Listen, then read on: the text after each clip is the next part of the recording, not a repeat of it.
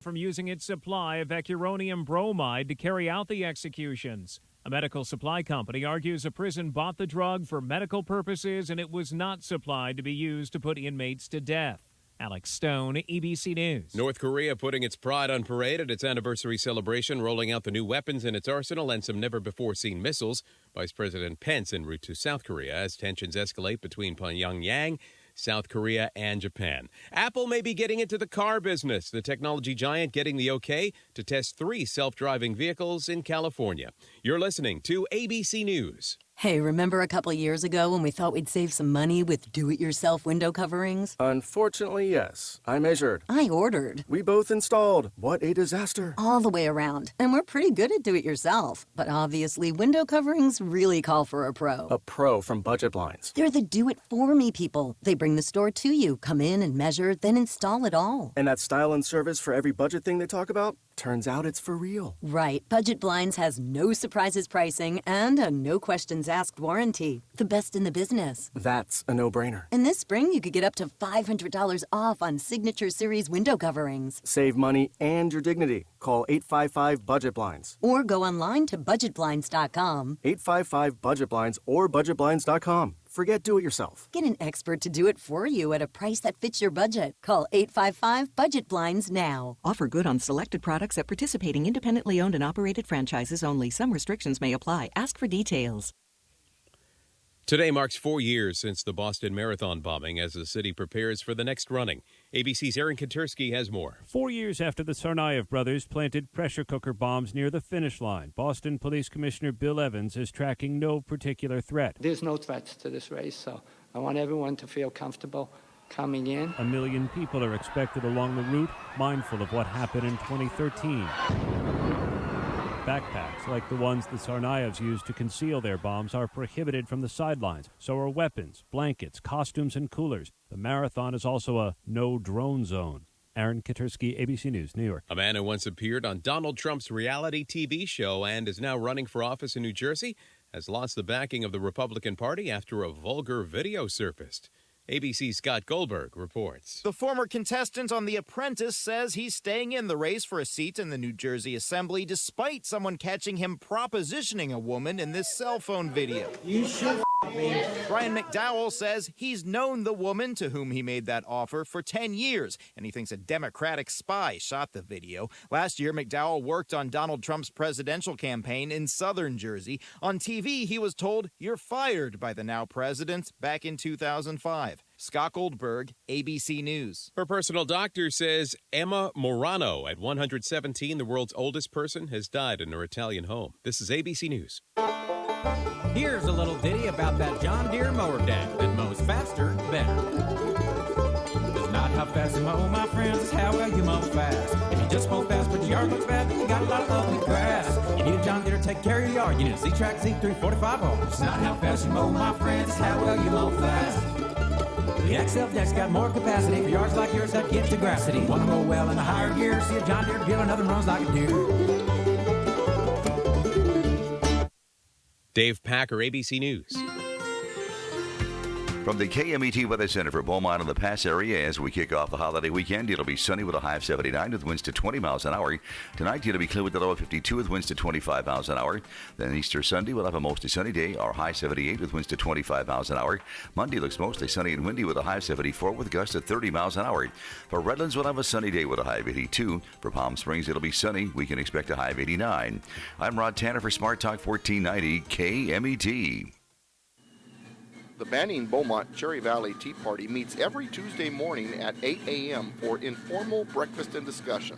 And they meet each month on the second Thursday at 5 p.m., all at the Farms House Restaurant in Banning. Listen to interesting speakers, learn about our Constitution with our free classes, enjoy friendly discussions, and informal dining. Come join us. For more information, call Glenn Stoll, 951-316-3843. The following is a paid program. Views and claims expressed are those of the program producer and are not endorsed by this station. Opinions expressed are not necessarily those of radio station KMET, its management, employees, or affiliates.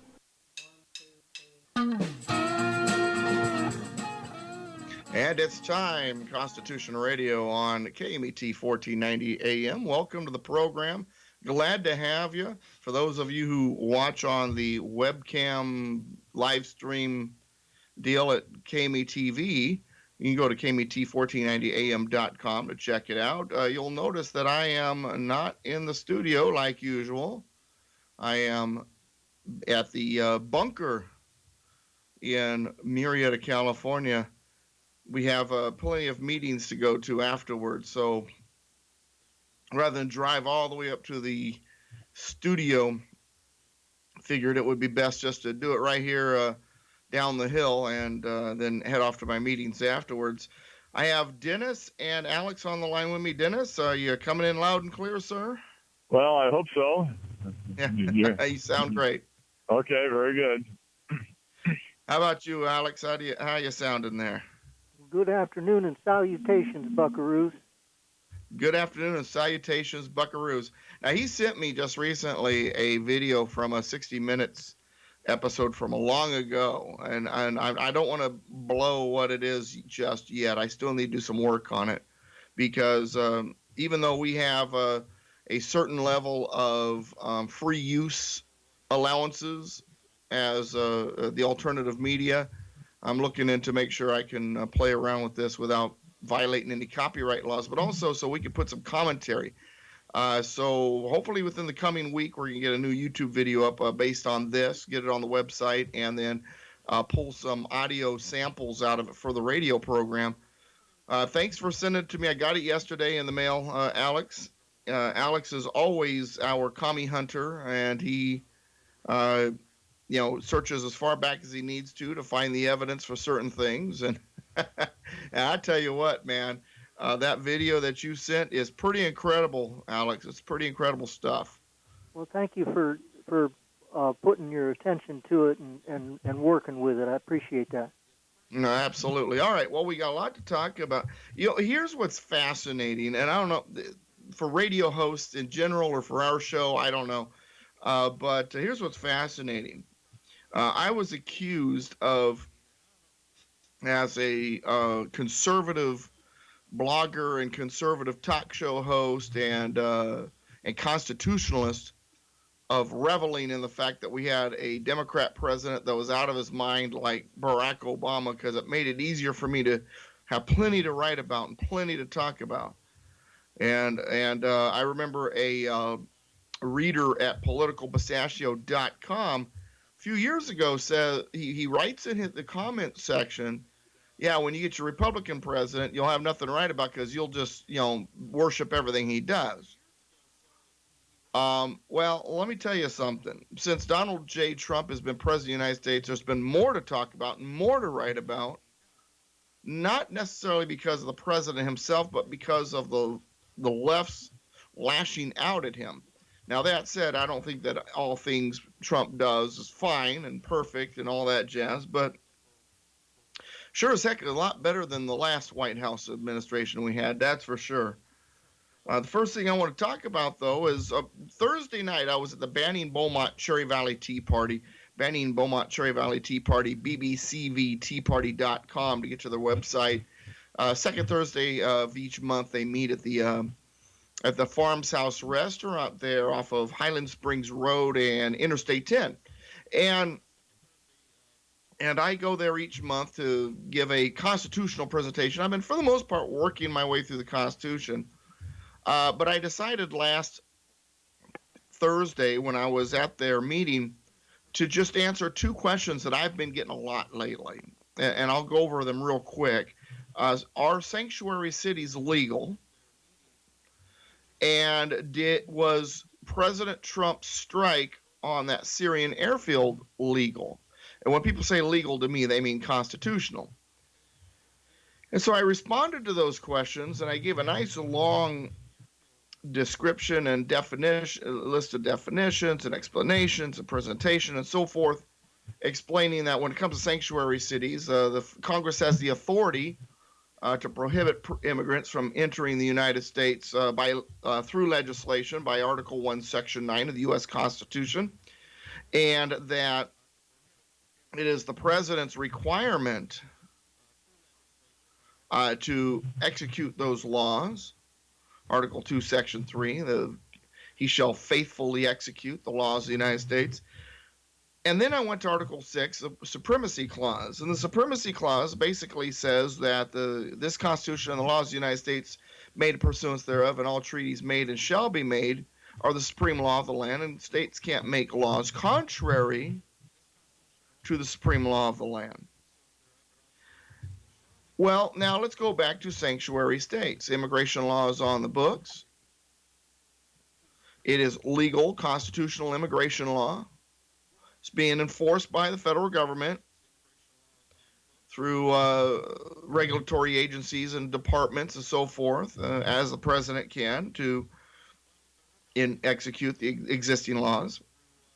Sanctuary status laws are contrary to those legal immigration laws. So sanctuary status laws, sanctuary state, sanctuary city, that is in violation of Article 6, the Supremacy Clause. So there's answer number one. Answer number two, the presidential allowance to blow up an airfield in Syria, and I always preface a lot of what I talk about when it comes to war power saying, understand, I don't believe that the president should be a person who is able to do whatever he wants when it comes to war without any type of check. However, he does have certain allowances based on being commander-in-chief. It goes back to the old saying, just because you can do something, that doesn't always mean that you should. So I'm not going to get into an argument to whether or not it was a good idea to bomb that airfield or not, or whether it was a good idea to use the mother of all bombs in Afghanistan, or whether or not it was a good idea for Obama to go in Libya when he did. But I am going to talk about the legal part of it. And if you go to Article 1, Section 8, Congress is given all kinds of authority regarding war and the military. They can declare war. That's their authority. In Article 1, Section 8 is to declare war and to raise up the army and fund the army and raise and fund Navy and provide the legislation that will be used for the training and create a UCMJ, Uniform Code of Military Justice, so on and so forth. But it doesn't say that it's up to them to raise up the armies or to put the armies in action. It does give them the authority to call the militia into actual service in the United States, but not the U.S. military. Then when you really just start researching the U.S. military, here's what you realize. Military is always in the action of the U.S. of the service of the United States, actual service of the United States. That's the right way to say it. Always ready to serve. They're always under the commander-in-chief. So then you go to Article 2, and it says commander-in-chief. He's commander-in-chief over the militias and the U.S. military when they are called into actual service. There are times when the militia is not under the actual service of the United States, like when they're called up by the states. I have a friend of mine who's in the National Guard, gets called up by the state of California for a natural disaster or something like that. He's called up into the actual service of the state of California. He gets his paychecks from the state of California. He's been to the Ukraine a number of times. He's a weapons specialist. He's out there teaching them how to shoot, so on and so forth. And he gets a paycheck from the federal government. So sometimes the militia is called into the actual service of the United States. Sometimes it's not. The president is only commander-in-chief over the militia when they're called into actual service of the United States. When the militia is called in the actual service of the United States. The U.S. military is always in the service of the United States. It's always prepared. It's always ready to roll. So from a constitutional standpoint, the president can and has used the military for military for military exercises without the consent of Congress, without having to ask Congress every time he moves a troop. And it's that way on purpose, because sometimes quickness, swiftness, decisiveness, not telegraphing your move is all important. So he does have that authority. And then, so after I explain that, and this is the whole point I wanted to get to, someone raises their hand when it came to the question and answer set period and says, Doug, do you think we're going to war? That's heavy on everybody's mind right now. We've got Kim Jong-un, the chubby undictator in North Korea that's saber-rattling more than usual, and he's making threats more than usual. And when he first grabbed that position as supreme whatever of North Korea, I saw immediately that he had a chip on his shoulder and he felt he had something to prove. This guy's dangerous. Doesn't matter who president of the United States is, he's going to do something stupid. And so I'm watching this, and then we've got Iran and Russia making threats because of the airfield bombing. You've got China gathering troops at the border there at North Korea and building islands in the South Sea. And then we've got the left saying, see, yeah, we're going to war and it's all Trump's fault. No, the geopolitical situation is such that it could happen, but don't we want someone who's strong, who's going to protect us in office? So after saying all of that, by the way, that mother of all bombs dropped there in Afghanistan near the Pakistani border. When you start seeing some of the imagery and what it did, what the concussion did with collapsing tunnels and, taking out, some of these ISIS fighters. I mean, it's just what an impressive piece of ordnance. That, and then, the decisive Tomahawk strike on that Syrian airfield, which is what I was wanting in the sense that I didn't want American pilots flying over Syria. I didn't want boots on the ground. I think quick, decisive, from a distance, wipe out whatever it is you want and then leave. Don't take out the dictator, weaken him. You take him out, creates a void. I'm thinking so far has been done pretty well. But we do have the saber rattling. We got South Korea on high alert. We got Japan on high alert. We've got North Korea threatening to send nuclear missiles into those areas. Whether or not they have a nuclear missile good enough to reach Japan yet, we're not sure. Definitely they don't have something that can reach the United States. They're about 4 years away from that. But it is disconcerting. Are we on the edge of war?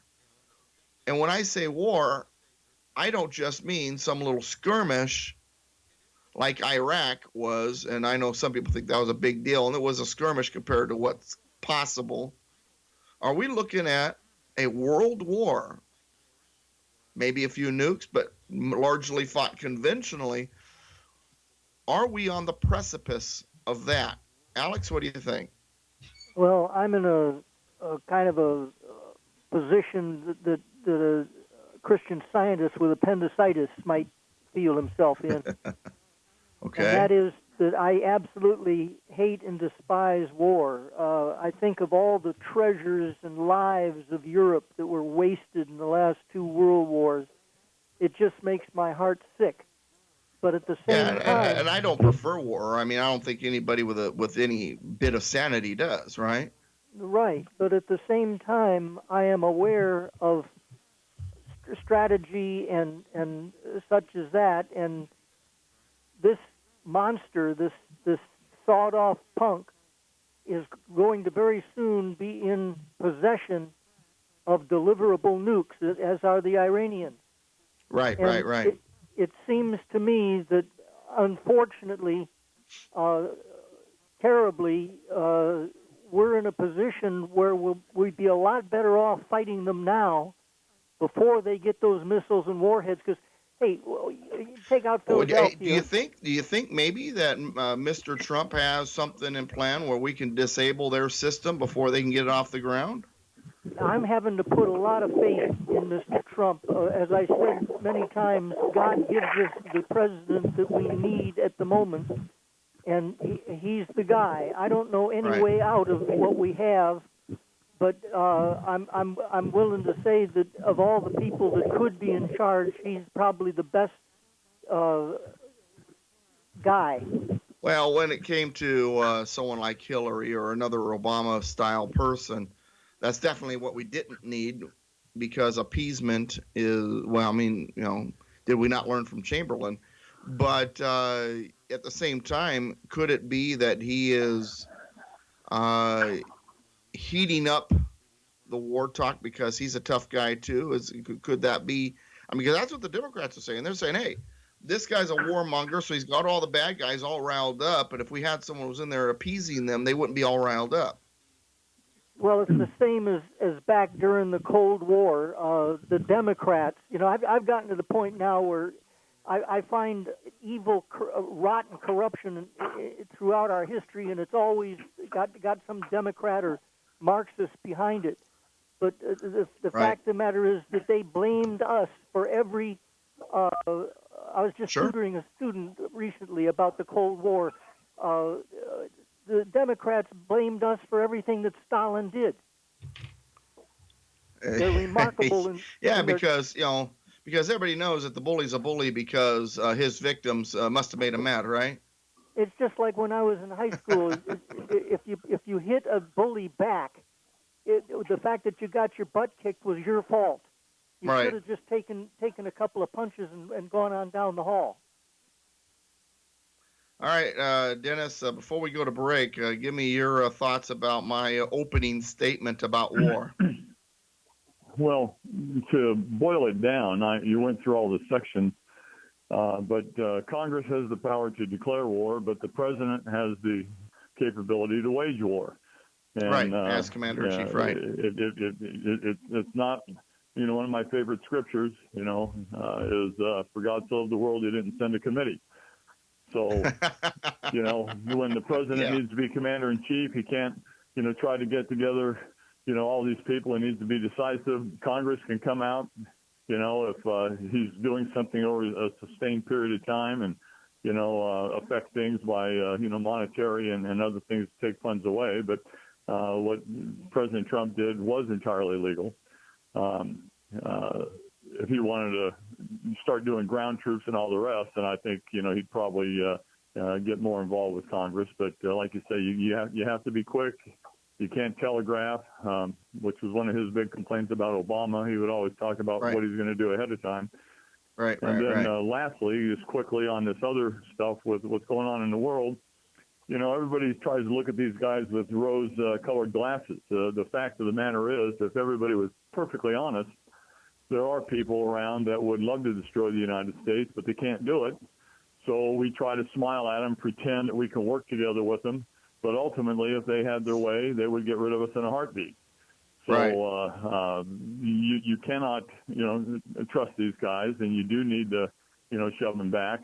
But Russia's never going to be our ally, nor China. They'll do business with us, and they'll cooperate with us only because they can't knock us out. But if they could knock us out and they thought the odds were in their favor, they would do it in a heartbeat, because the United States is the only power on earth that keeps this whole world from going dark. No, I agree 100%. And let's go to break, and then we'll wrap up our topic on this. But I want to go to break real quick. I want to remind the listeners, we are 2 hours. We do have a second hour coming up after the end of this hour, but much of that hour so far has been paid by listeners, so there's going to be no commercials. Commercial-free second hours coming up afternoon time, or actually afternoon time. Wow, boy, my clock off after 2 o'clock. When we return, we'll finish talking about war. We're also going to talk a little bit more about sanctuary states and cities and the California gas tax. Don't go anywhere.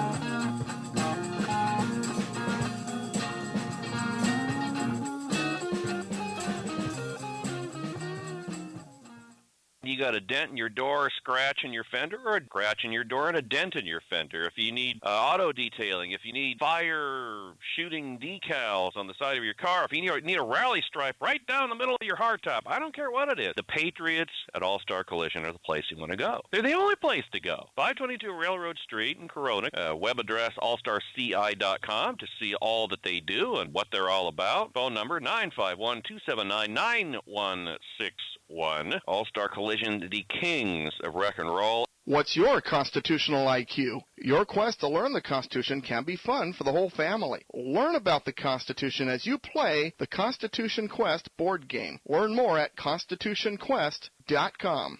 Help me fight the good fight. This radio program is funded by advertising dollars. So, if you are a business, add Constitution Radio with Douglas V. Gibbs to your business portfolio. If you are a listener, become a patron of the business's advertising on this program. Without advertising, your weekend dose of truth ends. With more advertising, Constitution Radio with Douglas V. Gibbs grows, and we will be on the way to win the battle to restore the Republic. To learn more, email us at constitutionspeaker@yahoo.com or visit douglasvgibbs.com. Hi, this is Ed Hoffman, President Wholesale Capital Corporation, your direct mortgage lender. Real estate prices are still low, which means now's the time to buy your next home before they go up. Whether it's a home to live in, a vacation house, or an investment property, we can meet your mortgage financing needs to help you realize the next phase of your American dream.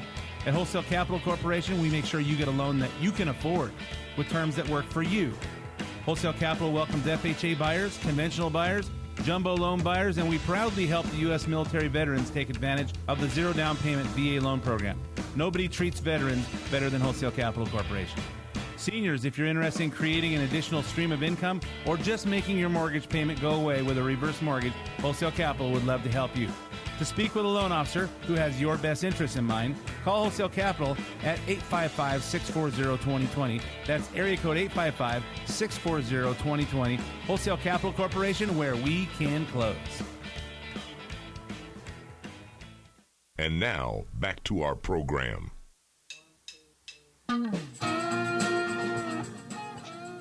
Welcome back, Constitution Radio, KMET 1490 AM. Call in if you want to be a part of the program, 951-922-3532. Since both my co-hosts have called in, that leaves one line available for callers into the program, 951-922-3532. All right, so we were talking about war before the break, and I agree with Alex. I really don't prefer war, but at the same token, I understand that bad guys don't think reasonably. When you have bad guys that don't think reasonably, you can't reason with the unreasonable, and they take advantage of weakness. The obvious conclusion is you need to be strong. Peace through strength. And I think Donald Trump understands this. I think he takes the Reagan philosophy to heart. I agree, man. You know, I don't want to go to war. I don't like seeing people killed. I don't like, I was in the military and I didn't like, the idea that it was necessary, but it's necessary. And I did enjoy my time in the military, by the way. The training was great and all that, but it's a necessary evil because bad guys do what bad guys do. And if there's no good guy with a gun to stop a bad guy with a gun, a bad guy with a gun will get down as many as he can. Because that's what they do. And there's no amount of reasoning or digging into their childhood or appeasing them that will stop them normally. That's just the reality of the world. Now, that said, I don't believe we are close to war. That said, North Korea never stopped being at war. The Korean War has continued for them. Their entire society is built around the idea that the American troops will return someday to try to destroy them. And they will destroy the whole world if they have to keep that from happening. So there's this attitude of us versus them. And the people, the generations after generations have been raised to just hate America. And to not believe that anything is better outside of North Korea, even though it's a miserable hole of poverty. Final thoughts before we move on.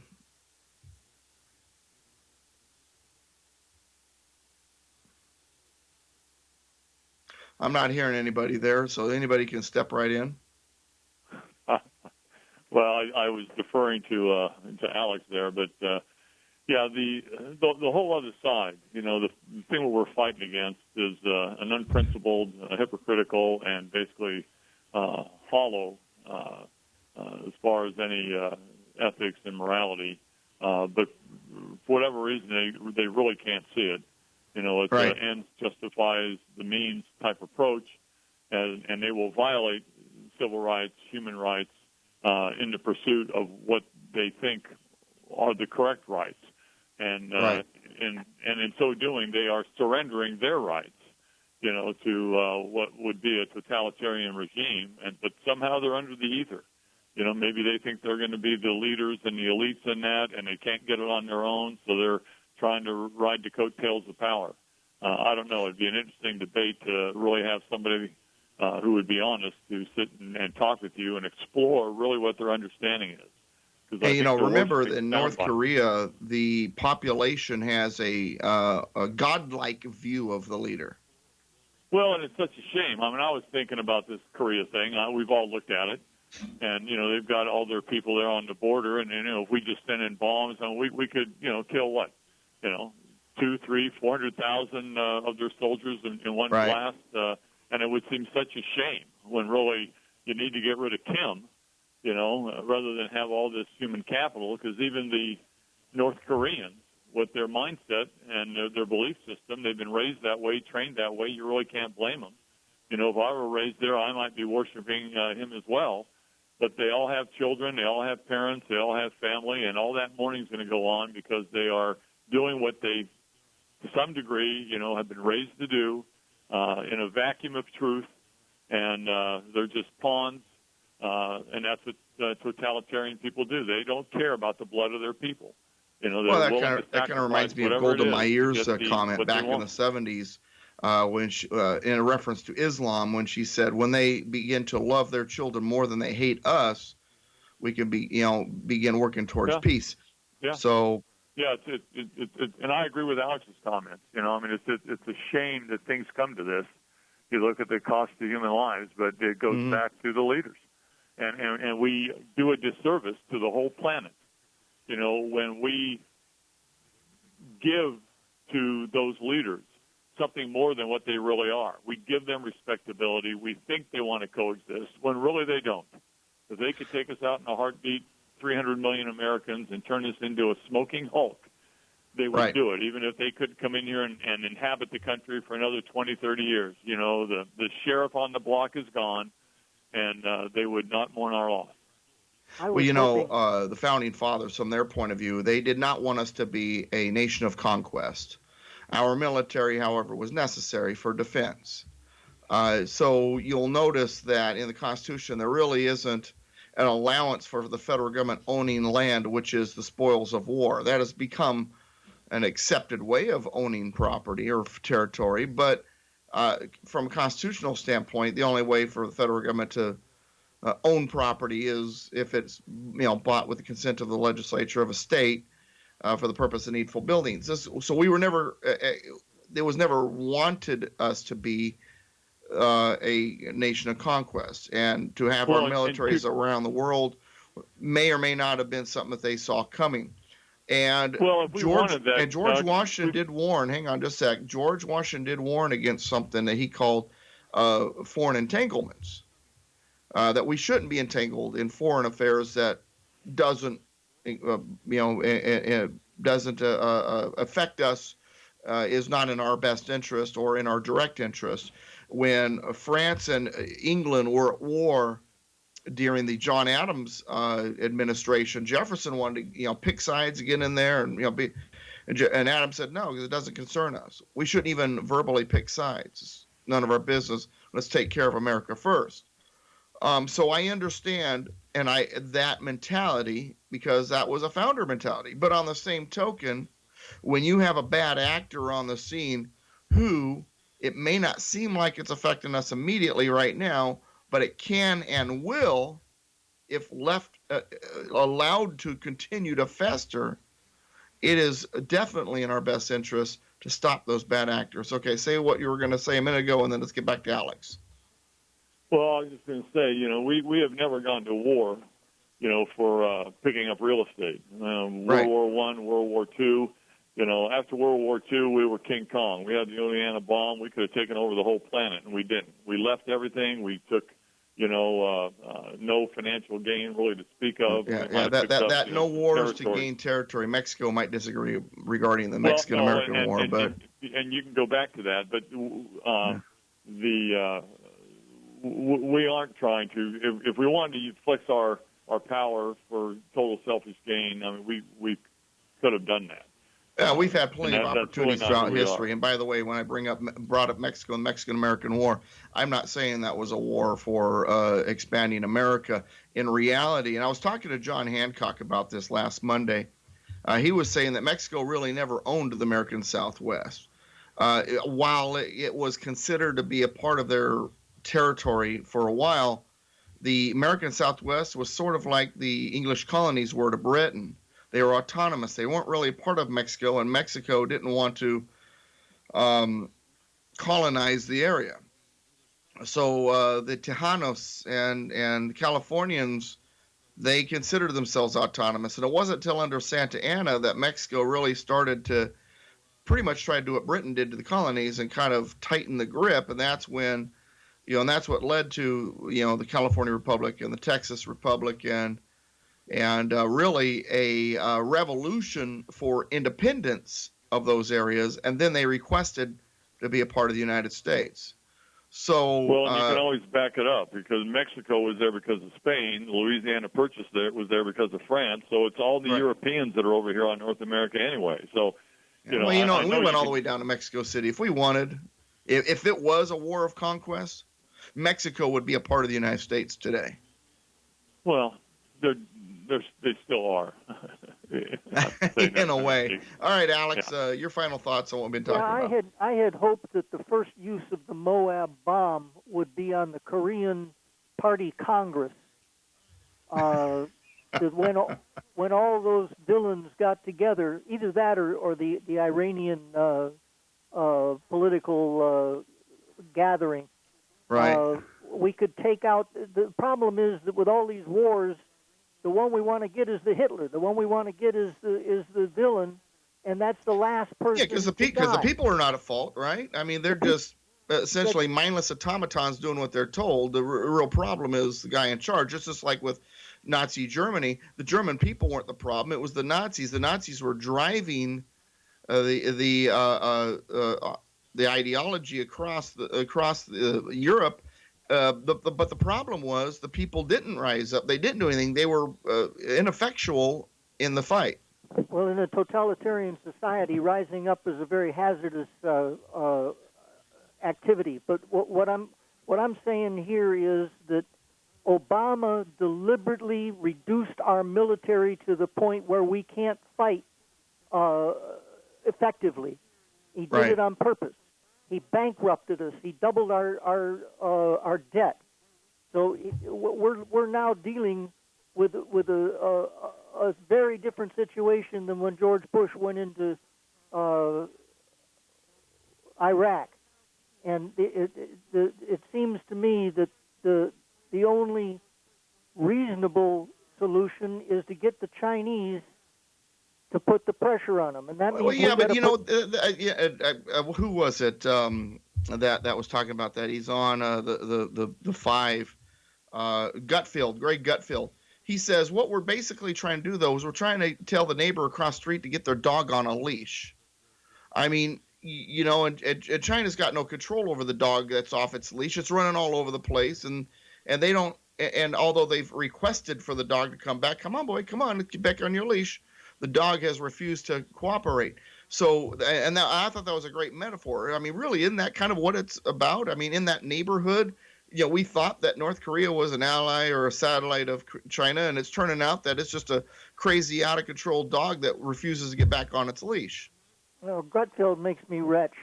But the fact of the matter I'm a fan of Gutfield. Sorry we have a disagreement, but I guess you can't be perfect. The fact of the matter is that China is the only country in the world that has a real relationship with North Korea, and North Korea is in a position of vulnerability. They without China helping them, they can't survive, and China needs to know that if things go badly, they're going to go badly for China as well. It's time for them to get involved and solve some of these problems instead of snickering and behind their hand and laughing at us dealing with an intractable situation. Well, but you're also looking at, you could view North Korea basically as an extension of China, and China is allowing North Korea to tie up U.S. money, commitments, and all the rest for 50 years since supposedly the war, got tabled. Just like you can look at Syria and other Russian satellites. So Russia tries to speak nice, want peace. It'd be like Iran saying that they want peace, but yet they've got their fingers in other pots. And that's why I say if we quit attributing to these other people that are really behind these other, I'll call them puppet regimes, I mean, that's really who they are. But we can't call it that to their face, because now we're being the bad guy. If honesty were on the table, we'd see these people for what they are, and we would react. And Trump is doing more of that than any president, even with Bush and And as a result, he's a warmonger. They both sucked up more than they should to people that really, if they had the choice, they could slit all of our throats, they'd do it in a heartbeat. We're kidding ourselves to think that, the bad news is we're up against a break. The good news is when we return, we're going to finally get to that sanctuary and California gas tax topics, and the second hour is commercial free. Stay with us, folks.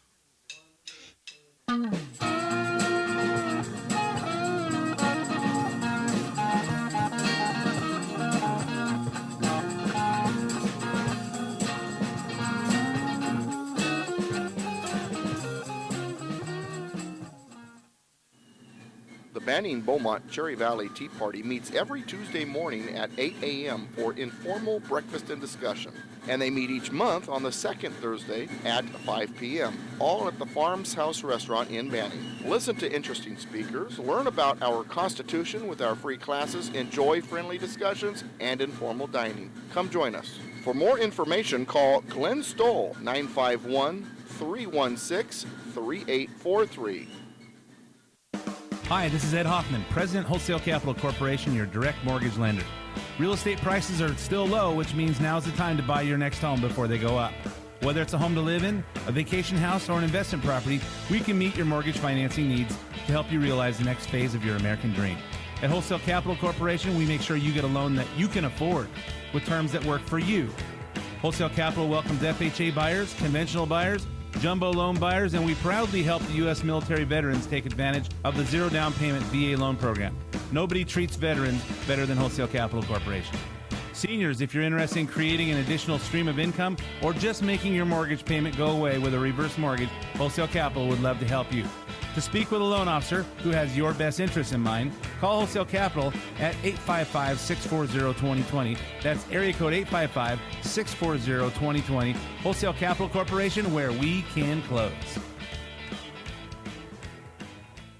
The true patriots of AllStar Collision have been proudly serving the Inland Empire for over 20 years. Built on honesty, integrity, quality, and old-fashioned customer service, we offer lifetime warranties for our work, and every vehicle serviced by AllStar Collision is washed, detailed, the headlights polished, fluids are checked and topped off, safety checked, and returned in showroom condition. We offer free estimates, are approved by major insurance companies, and accept all claims for all cars and trucks. We use computerized frame straightening to factory specifications, offer fiberglass body repair and paint, free local pickup and delivery, and after-hours towing. Mention this radio program at drop-off and receive $100 off or a free rental car for up to 5 days during your repair. Visit us at allstarci.com or at 522 Railroad Street in Corona. Call us at 951-279-9161. We are the kings of wreck and roll.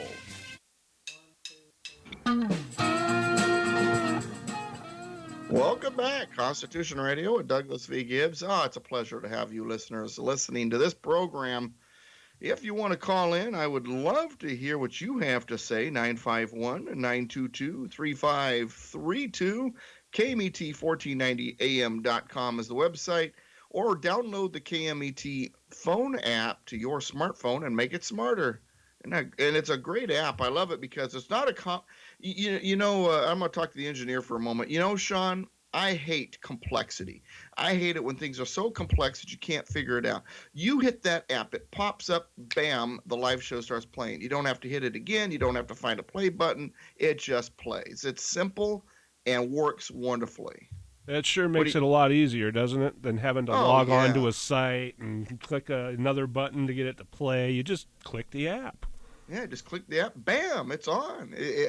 And if you got one of those cars, I've got a 1998 POS, so that isn't working with me. But if you got one of those newer cars, man, and you stick your phone in its little cradle, and bam, you've got stereo sound, even though you don't have the AM. You're not within the AM range of KMET, which has a wonderful AM range. I hear we're pretty loud for a lot of people down in Temecula, Marietta, but also we've got listeners down there listen online at KMET1490am.com, and there's a handful of people who love to watch the TV thing. And then I put the TV stuff, this video that you guys are watching, for those of you watching the video, I also put it on YouTube, youtube.com/Douglas V. Gibbs. But anyway, so yeah, I just love doing this stuff and the technology. And thing is, Sean, we have only tapped the tip of the iceberg on the technology available. Imagine what it'll be like once we finally figure out how to use all this stuff. Yeah, that'll be awesome. Yeah, that'll be awesome when we get there.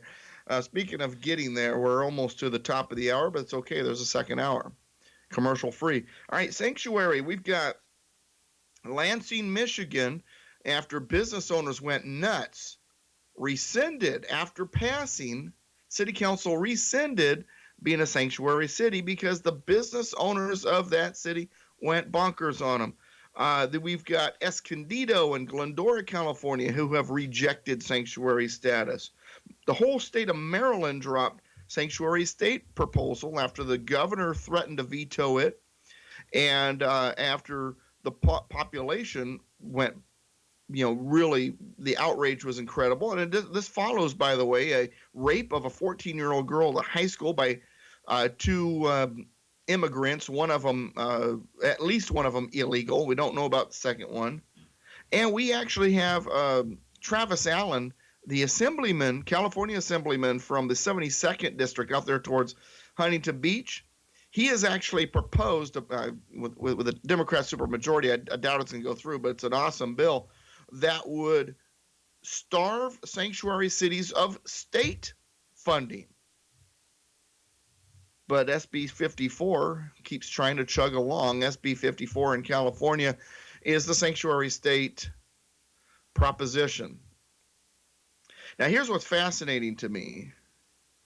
As we go through all of this and we read about what's going on, and we remember the Oroville Dam. Remember the Oroville Dam, right? And everybody's like, see, there's proof that ideology is before necessity. They didn't put the money in the Oroville Dam to fix it, and the thing almost overflowed and flooded the town of Oroville.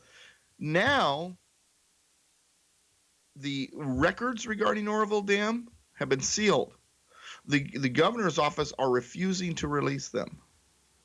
So we've got sanctuary city state push, even though around the nation it's being rejected, so that a gas tax, which is coming, has been proposed, can bring in more money to help fund illegal aliens. They say it's for infrastructure. That's a bunch of bull. It's going to be for the bullet train, pensions, and illegal aliens. And now when we want to get records to show where they fouled up with Oroville, the records are sealed. All right, Alex, you start this one. What are your thoughts on all that? My thoughts are that I'm now living in occupied territory. Yeah, we're behind enemy lines, is what you're saying, right? Behind enemy lines is correct. It's bad enough that we now have the Soviets in Syria, which we didn't before Barack Obama became president. But we now have a state government that is no longer on our side. They're on the side of the wishers and the fantasy people, those fairy tale people. And what we've discovered over the years is that every time we get these leftist fairy tales in operation, they turn into nightmares. The Article 4 of the U.S. Constitution says that the federal government shall guarantee a Republican form of government in each of the states. And when I talk about that in the classes and my presentations, I say, for example, if the communists were to take over Sacramento, I usually get laughs because it's too late. Yeah, that's definitely the Democrat Party has gone Marxist. The Marxists have been working on it all these years, and now they've succeeded. Now, do you think, though, the poor example of California, how devastating this is becoming, do you think the rest of the country is going, yeah, we don't want to be that? Well, I don't live my life to become a bad example. Good answer. The cost is too high. All right, Dennis. So all the sanctuary stuff going on. Gas tax proposed. Governor Brown's pushing it. Both houses now have approved it. It's just a matter of it being signed.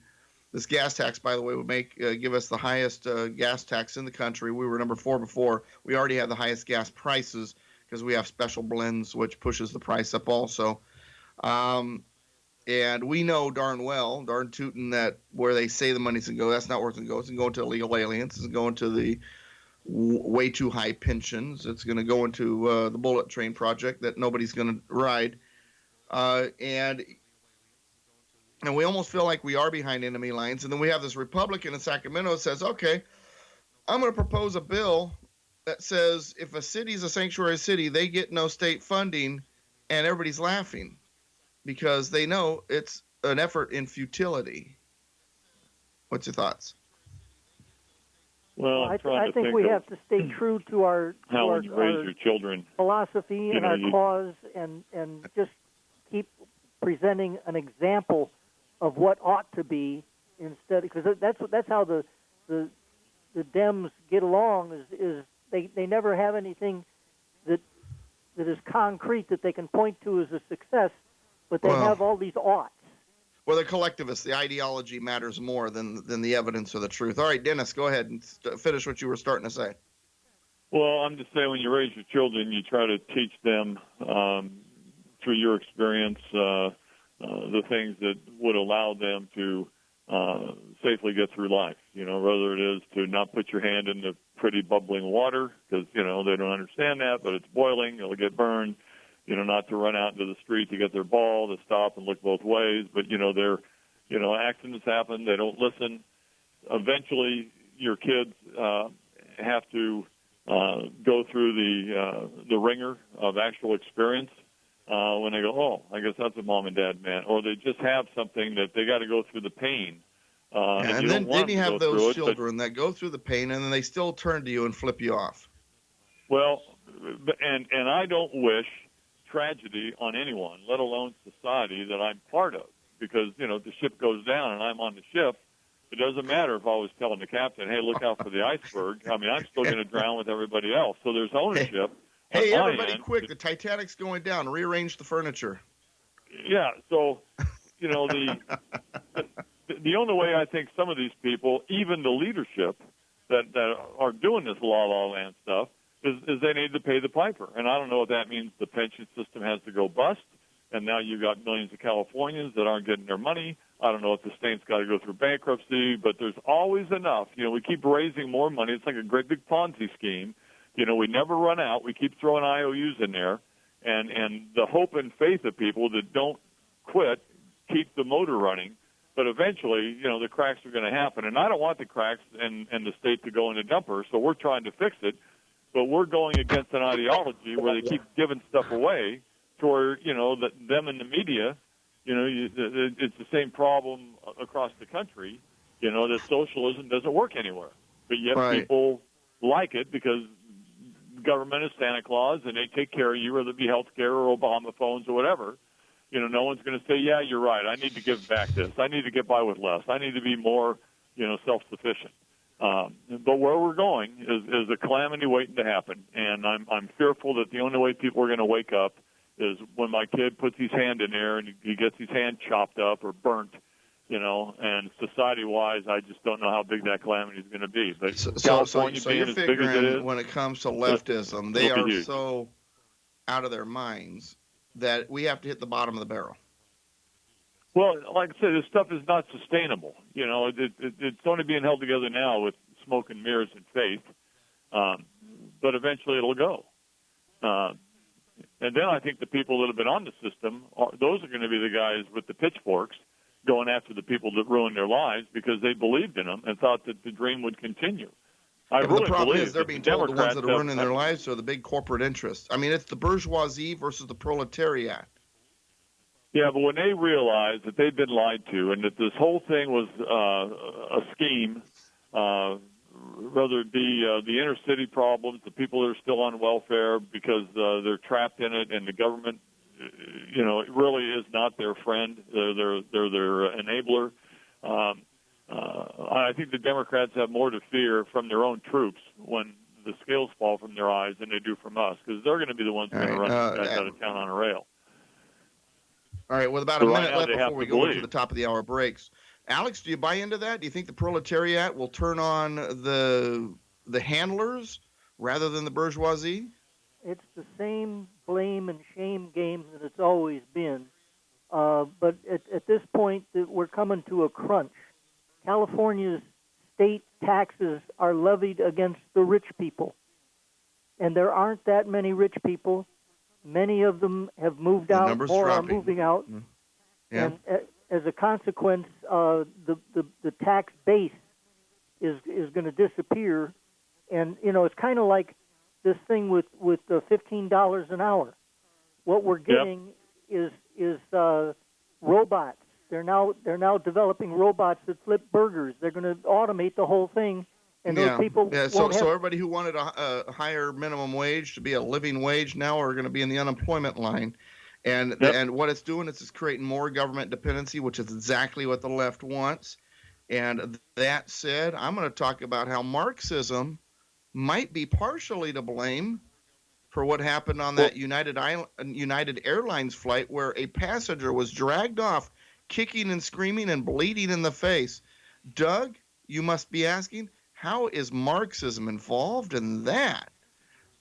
My answer and more after our top of the hour breaks. That's right, a second hour Constitution Radio with Douglas V. Gibbs, KMET 1490 AM, commercial free.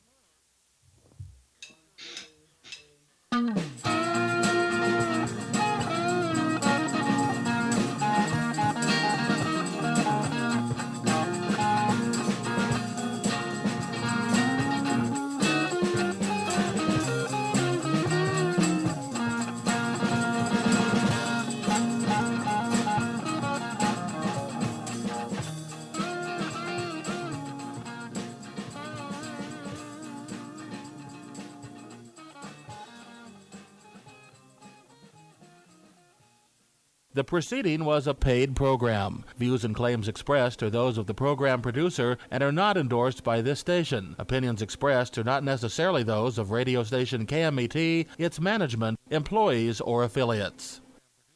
Hello, listeners. This is Christopher from The Christopher Show. Hey, if you missed one of our shows here at KMET, don't worry about it. You can go to our webpage, and that's KMET1490am.com. Go to the homepage, click on the SoundCloud tab, and hear any show anytime you want.